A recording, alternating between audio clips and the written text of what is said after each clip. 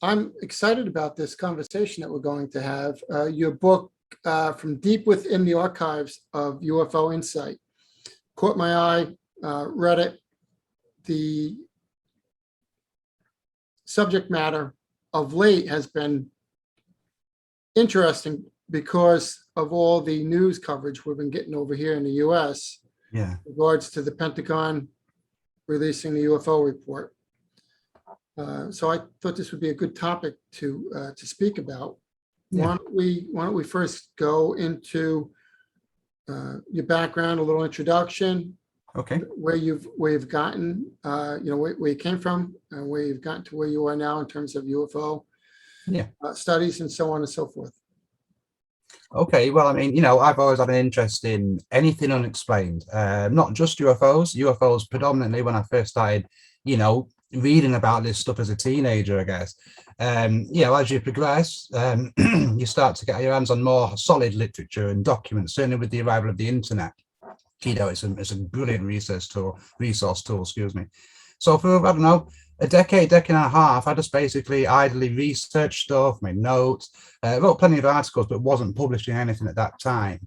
Around about 2015, I made the leap into writing. I started putting articles out on MeTimeForTheMind.com.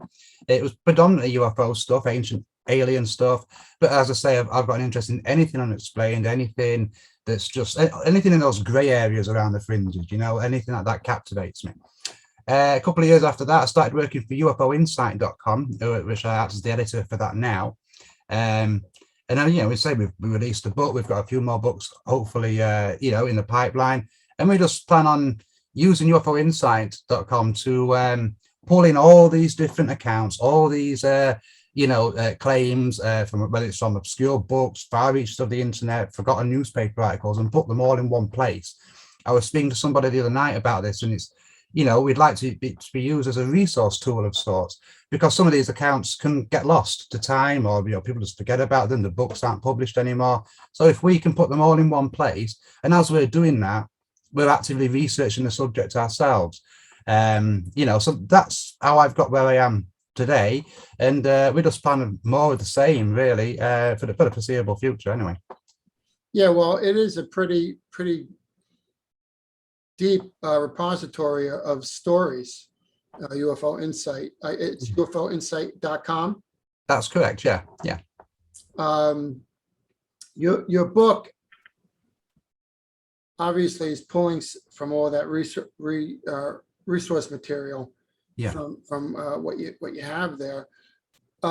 Let's go into, because when I first started reading your book, I'm just thinking UFO sightings, not really thinking about the abductions that you hear out there, because they're not as, you don't hear too many of those. Yeah. With regards to the recent news coverage on what the Pentagon releasing those videos and not explaining, exactly what that was. Yeah. Which I believe is also somewhat misleading, because they can probably know it's something from, not from technology that we know of. Let's just say that. Absolutely. Yeah. Louis Elizondo, if I'm pronouncing his name right, are you familiar with him? I'm familiar of him. I don't really know much of his work.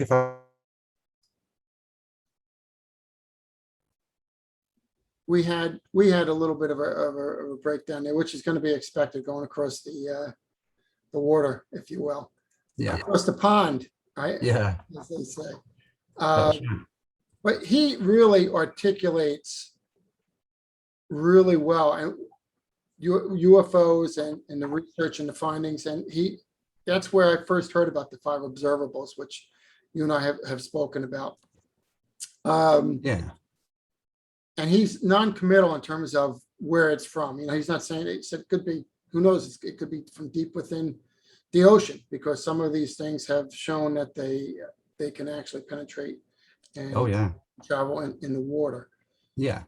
What are your thoughts on those? Because when I first learned of the 5 observables, I was like amazed, because when you see these videos, it doesn't really seem, you don't really think about it in terms of laws of nature and how they're turning. And Yeah. when experts start explaining it, then you realize, oh, okay, that's technology that we don't have, we don't understand. What are your thoughts on that?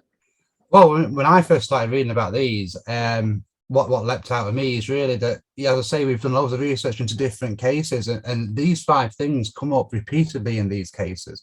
The anti-gravity for one. I remember listening to Bob Lazar, not personally, but watching an old interview with him speaking about this stuff, and he was saying that these craft are using gravity, the Earth's gravity, in order to move.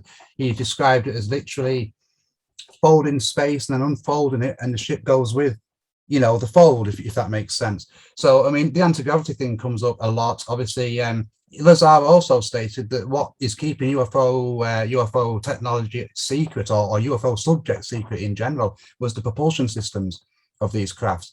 And there's various reasons for that. The fear that they might fall into enemy hands, or that it might give the world another option as opposed to relying on oil. So that's one. I mean, the acceleration, we spoke about that. They move in such a way that anyone inside, a human being inside there, would just be crushed. They wouldn't survive these turns and sudden stops. The low observed, the fact that they're not very well observed, you can't see them. It suggests a cloaking device. Again, going back to Lazar on this, he stated that it really depends on where you are stood. He said you could be stood in X spot, you could look up and you would see it clear as day. Somebody could be 10, 15 feet away from you, and because of that vantage point, they just wouldn't see it. And he suggested that's a cloaking device. Now, I know Bob Lazar's a controversial figure, but even inside the UFO community, but a lot of what he said has kind of been discovered afterwards, and it's certainly showing up in his reports from the Pentagon. Earth of space and the Earth's atmosphere and into the waters. I'm sure you're aware that, more UFO sightings than not occur over or near water.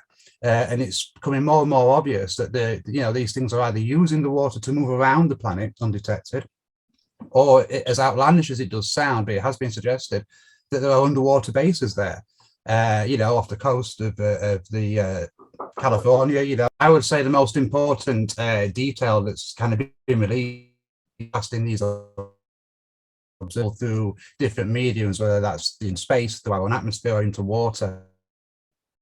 More UFOs or near water, whether that's directly over the ocean or just near a large body. And it's not just seas or oceans either, it's lakes, a lot of the big lakes, in the Americas. And there are 2 reasons for that, or 2 suggested reasons for that. The first is that they're using the waters to move around the planet. I mean, they say that we know more about the surface of the moon than we know that's what's under all the oceans. There's vast expanses of the seabed that we've never explored. So that's quite a feasible possibility. Another suggestion is, and it is very bizarre and people say it's preposterous, but is that there are underwater bases there. And that might suggest that there's been a presence on our planet for quite some time if these things are established. And it brings up the question that they're not actually coming here from space, they're actually already here and they're coming from the water. And as I say, when you research case after case after case and report after report, there's always some, not always, but I would say 65% of the time there's some kind of connection to water, whether it's near a big lake, whether it's over the ocean, whether when it zips away, it goes in the direction of the coast, wherever that is. So I think that's probably, to me, the most intriguing, and I think it's something that's going to keep coming up and up and up again as a subject, because the subject's really quite hot at the moment. As you say, it's in the mainstream news, and I think people are going to start really focusing in on that as being of importance. Yeah, I agree. One theory, I was speaking with a colleague just randomly about this because I hit the news, and we were talking about the possibilities of government kind of preparing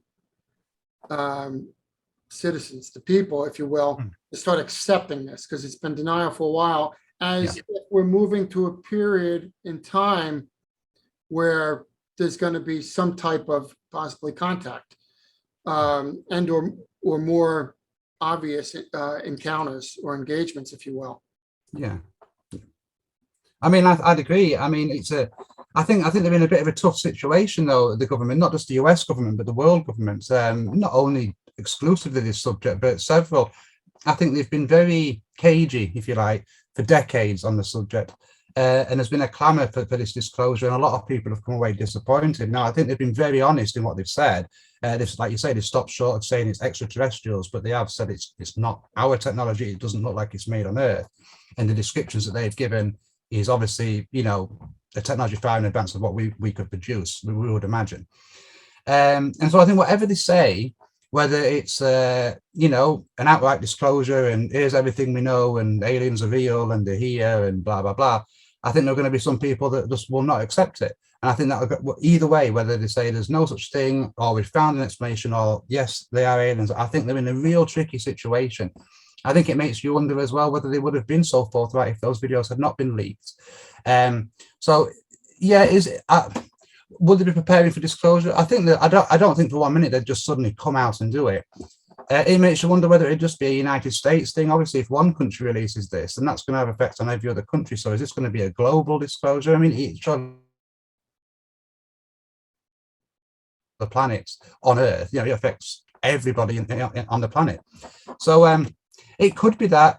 I would suggest that they're probably going to hold on to a lot of information for as long as they possibly can, and the reasons for that are a debate, on their own.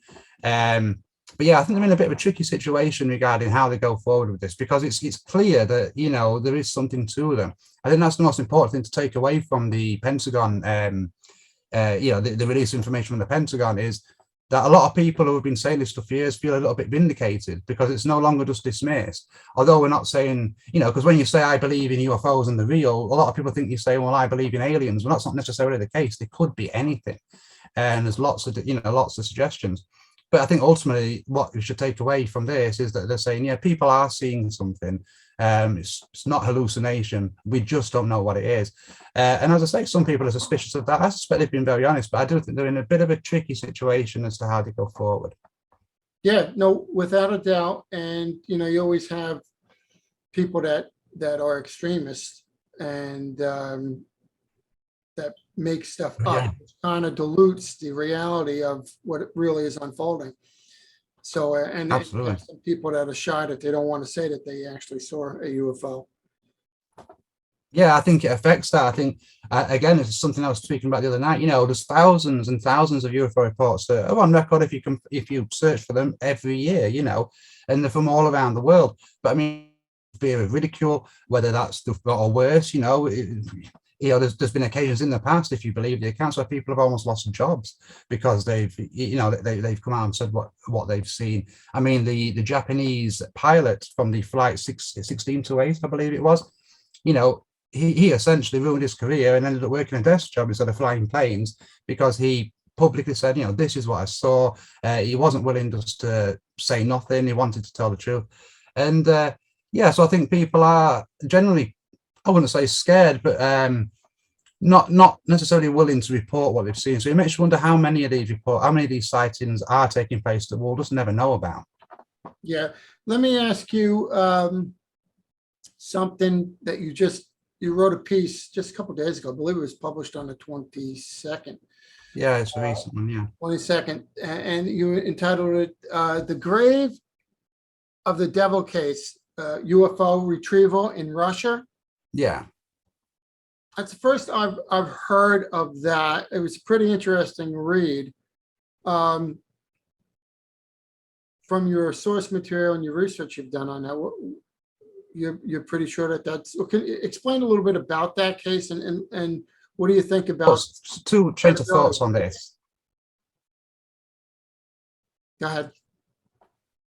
Say that last part again. You broke up. Sorry. What do you think on? Talk a little bit about the case, and what do you think about the credibility or the reliability of that story and the documents? Okay, well, the case, how we discovered it was from, I forget the guy's name, which is ignorant of me, I think it's Anfilov, a Russian ufologist. He was part of the team that actually went out there.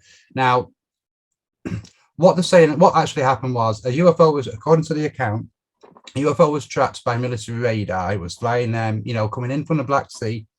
It was tracked by jets, MiGs, and there was an intercept that was attempted, but they just couldn't get close to it. Now, they tracked it zipping out towards the coast, again, the coast, so there's water there, and whether that's where it was heading, all of a sudden just disappeared off radar. The account says that the military were initially willing to, although they wanted to know what it was, they were actively looking at it, but there was local rumors swirling that they'd, residents of the area had seen something zip overhead and they suspected it was crashed into the mountains. Ultimately, a search and retrieval mission went ahead. Now, this was through UFO researchers, and an ex-military guy was part of that as well. They claimed, and this is where you kind of, you have to treat it with a bit of a pinch of salt. They claimed they discovered the craft. It was broken in two. They claimed that all their electrical devices malfunctioned. They couldn't take photographs. They couldn't video it. There was plenty of detailed drawings, plenty of measurements taken. But as you say, once you say, well, we couldn't get a photograph of it, then people start to, say, well, how credible is this?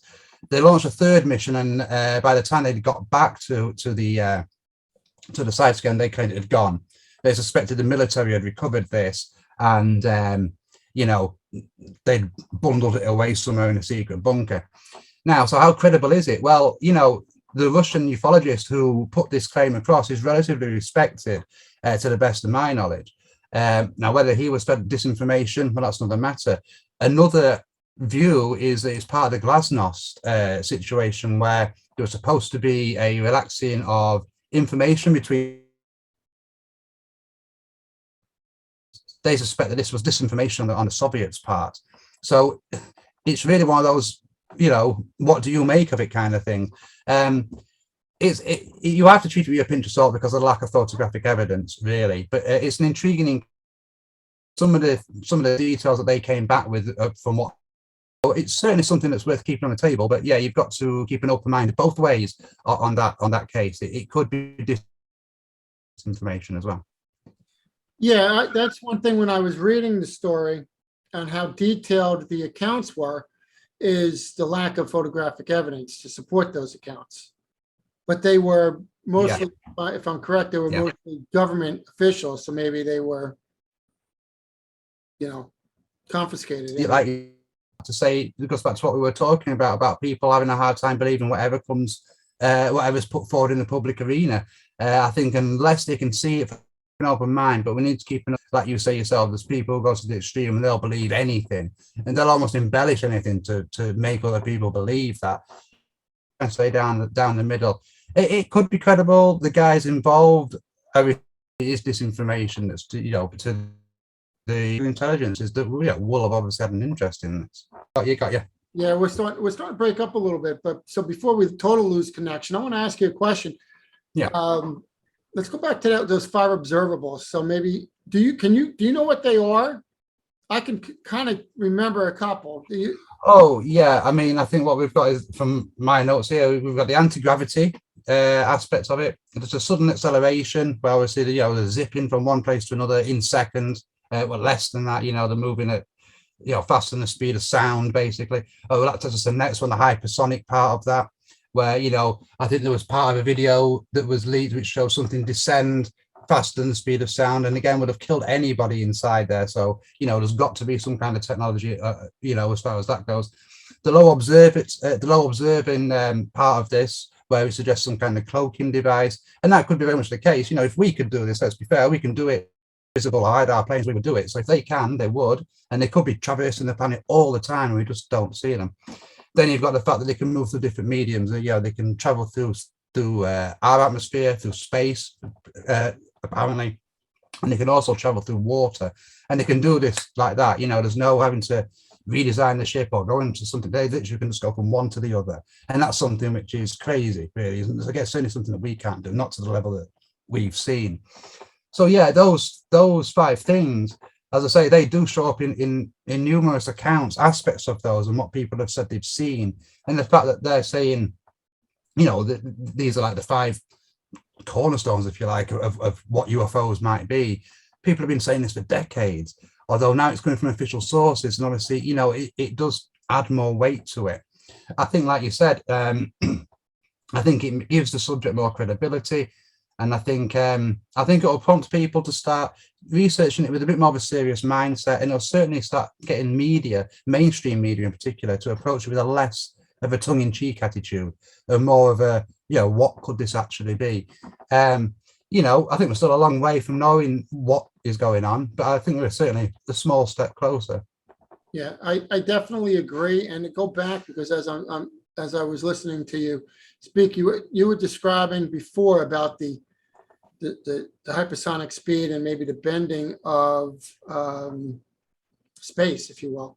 And I was just watching something last night on the Hubble telescope and how it observed something traveling faster than the speed of light, which in our definition is impossible.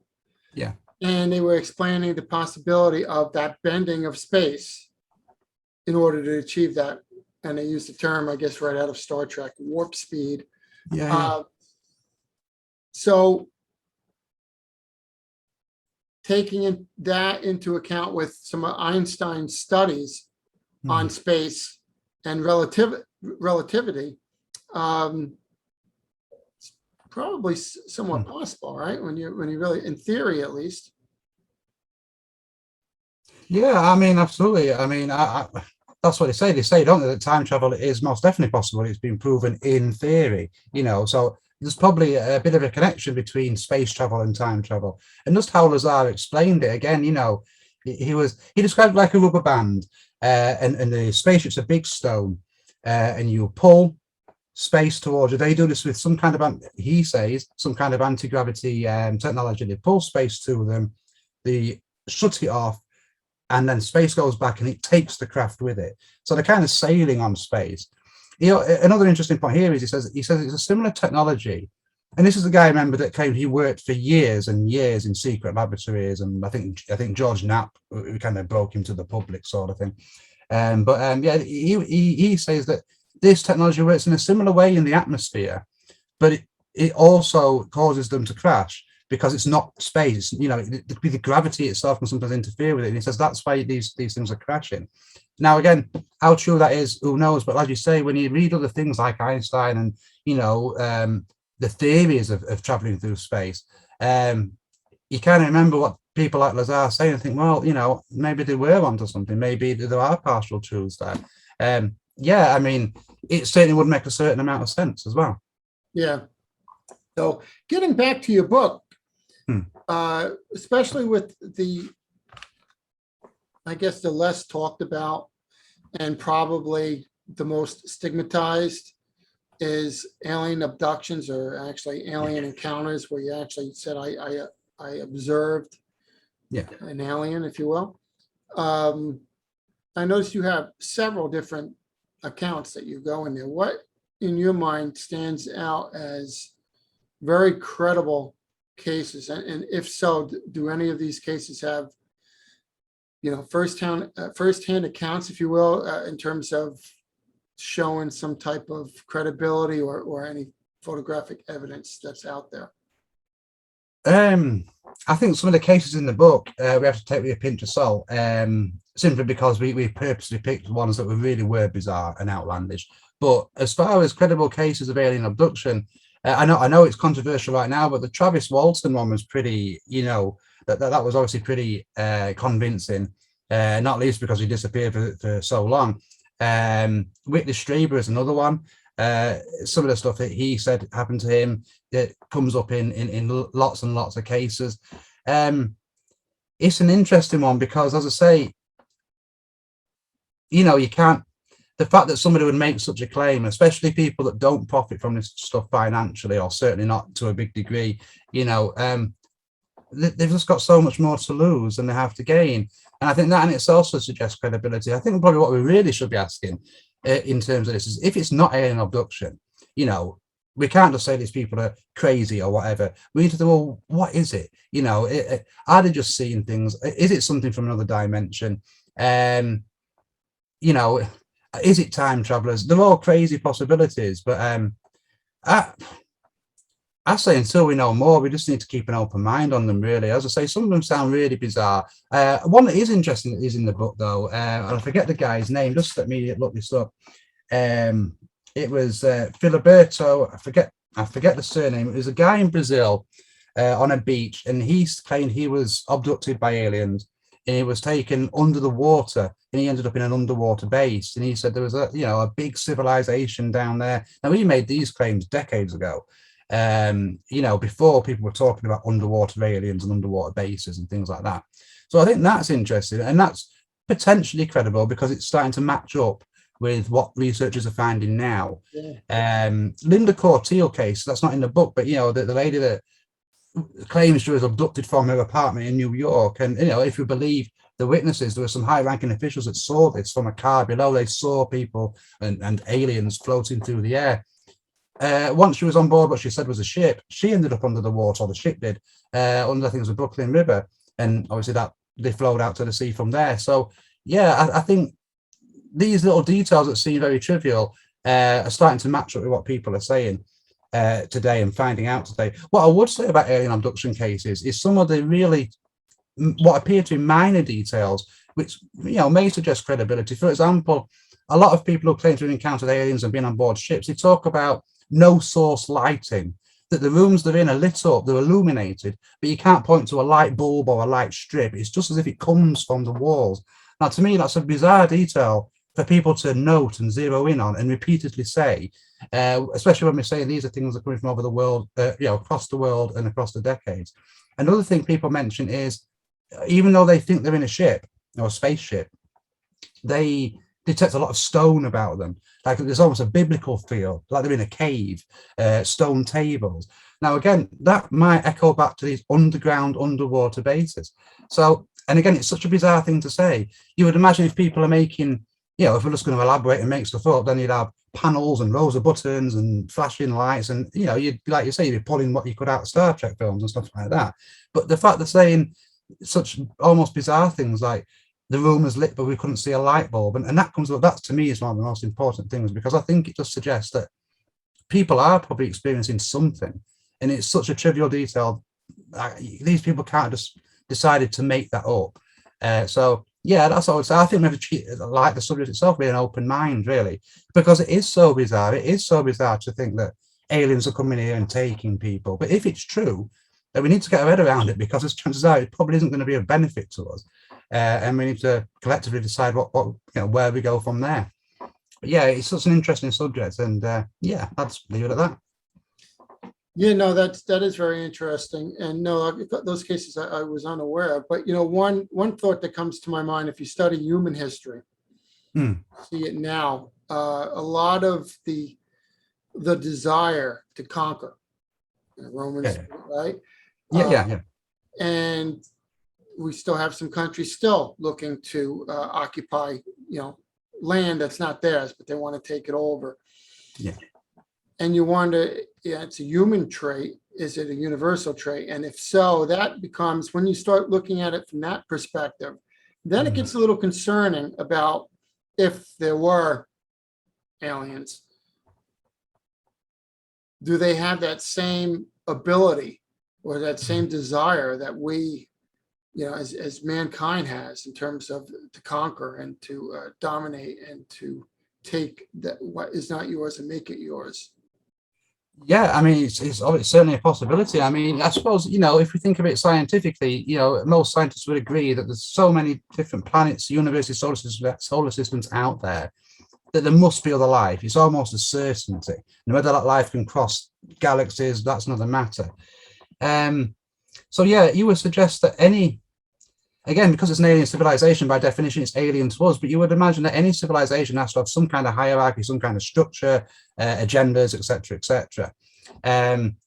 If the aliens that are seemingly visiting this planet do have these like warlike tendencies, then you maybe might ask, well, why hasn't anything happened yet? They've been here for decades. Looking at it another way, though, if you look at humans, I was speaking about this to somebody the other day, if we all of a sudden found a country, for example, that nobody had seen, nobody knew was there, and there was loads of different animals and different plants and God knows what else there, they would look to investigate, they would look to take samples, and that would be animal samples as well, to, you know, they would look to find out as much as they could. So again, it could be a universal thing. You know, we could literally be being studied, and that could be for various reasons, just for their own scientific advancement, or you know, the other extreme, so they can launch an attack.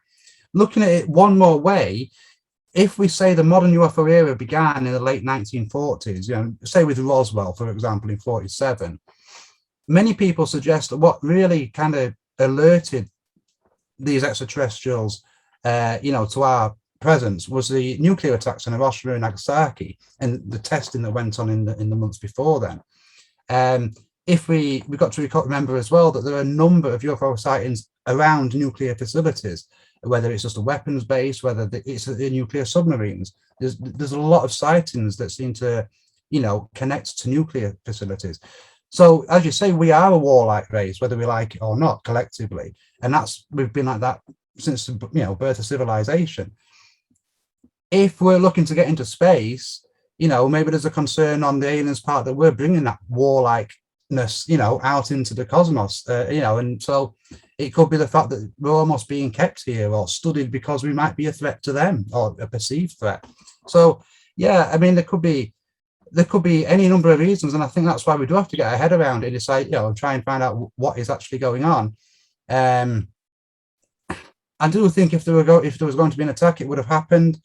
Maybe I'm optimistic in thinking that, I don't know, but yeah, I mean, it's certainly not the sort of thing you want to leave to chance, because, you know, if they're advanced enough to get here, you would imagine they'll be advanced enough to, you know, take us out, basically.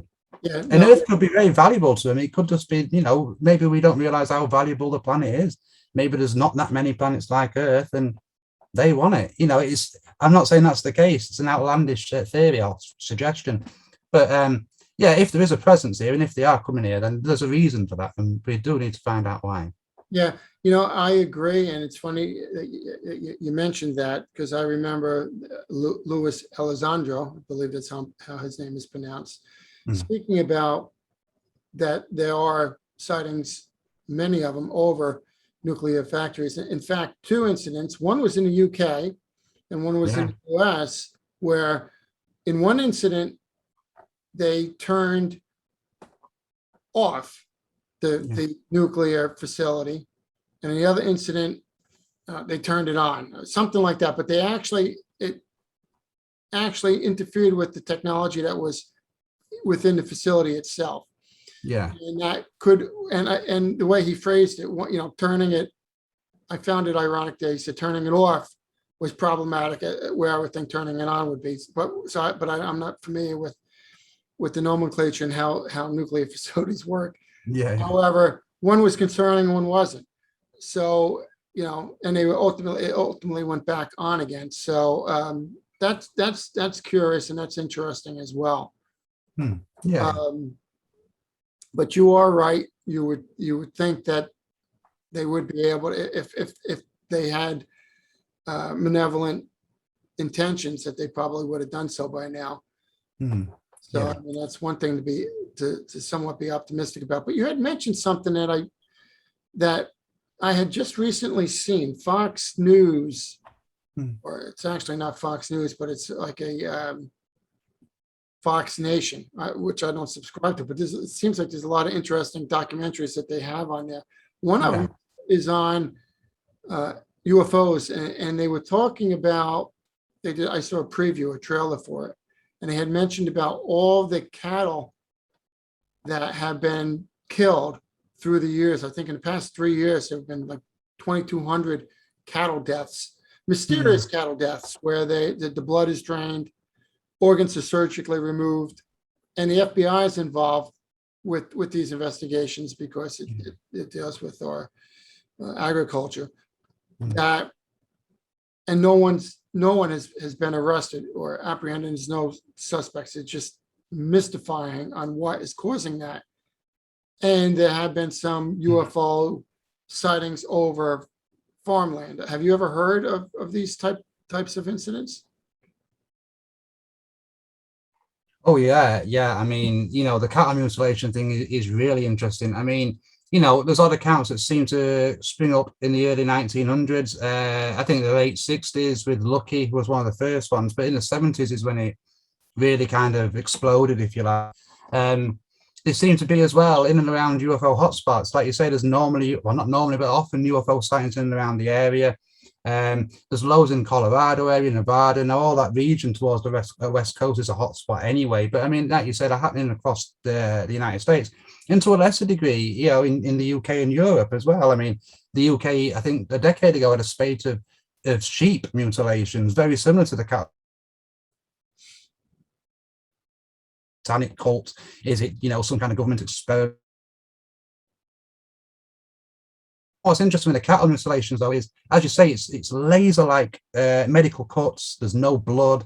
There's not even a sign that there's been any presence around. No tracks, no footprints. Quite often, I read a case. It was the early 2000s, I believe, where a farmer found one of his cattle literally with its head in the ground. And when they'd done some, examined it, it appeared it had been dropped from a great height and had literally, just pierced the earth. And they found, the same kind of injuries and mutilations that they would have found, on any number of cattle. So this might suggest, and it goes back to what we would do. So yeah, what I would say is that there's when we look at the mutilations and the laser-like precision and the lack of blood and the fact that there seems to be an advanced knowledge, it goes back to what we were saying. What we've done in the past, we have treated animals in that sort of way ourselves to learn more about them, rightly or wrongly, with vivisection and things of that, things of that nature. So again, if aliens are coming here looking to learn more about the environment, then as brutal as it is, it kind of makes sense that they're carrying out these experiments. Now, what the end goal of that is, because obviously it always seems to be muscle around the face, genital areas, eyes often are just gone, internal organs are either gone or turned to mush, and most importantly probably is the blood that's just being completely retrieved, really. So are they needing this for some kind of plasma research? Are they needing this for something that is just completely unknown to us? I think what maybe should be concerning is if aliens are responsible for those, and if it is some kind of experiment, well, at what point might they move on to us? I mean, there have been cases where humans have been found with very similar injuries, precise cuts to the face, eyes removed. There was a discovery, I think, in the early or mid 80s in Brazil, where a guy had literally had his face, just sliced away like you would expect it's found on a mutilated cattle or cow, should I say. So, yeah, I think there's certainly is a connection to UFOs, or certainly it seems that way because they happen in UFO hotspot areas. There's normally sightings in and around where there's surges of these things going on. Why they would do so, it either suggests it's research or they require something in that blood or in that DNA that's useful to them. And again, it's something that we might want to wrap our head around. It certainly doesn't seem like it's a satanic cult. If it's the government doing it, well, why are they doing it? And if they are, they've got advanced technology, certainly more than we know they've got. Do they know about it? Probably not, because at the end of the day, it's costing them loads and loads of dollars, as you say. It's going to hit the economy. So you would imagine that they would want to protect that as opposed to just, carry on for their own ends. So yeah, it's certainly something strange, and I think there's definitely a connection to UFO activity. We probably just don't know what that is. Yeah, it's really amazing when you start thinking about it and all the different areas and possibilities that really can be some sort of connection to a UFO, and the research can just go on and on and on. Yeah. Do you have another book in mind for UFOs or any other thing? What's your next book? I've got a few in the come out in the imminent future, and that's about unsolved mysteries. Like, I don't know, DB Cooper, for example, and Elisa Lam, and some others that people might not be familiar with. But what I want to do with that is, again, because they're unsolved, there's so much speculation, so many suggestions, so many claims, or what the mystery is, if you like, what the suggestions are, and then let people then do their own research off the back of that. So that's something that I'm going to be bringing out in the immediate future through Me Time for the Mind, my other website, popular. And why it's important to ask, questions on these kind of things, whether it's 9/11, whether it's Jonestown, whether it's Diana. Now we're not for 1 minute saying that there are truths to be found here, but what we are saying is we need to be asking why people get taken. What is your next book that's coming out? The very next book that's coming out is going to be out on Me Time for the Mind, and that's going to be unsolved, unsettling, and unexplained. And that's going to be looking at various unsolved mysteries, the different suggestions, and what they might mean, what they might mean to people today, and why people are so enthralled with them.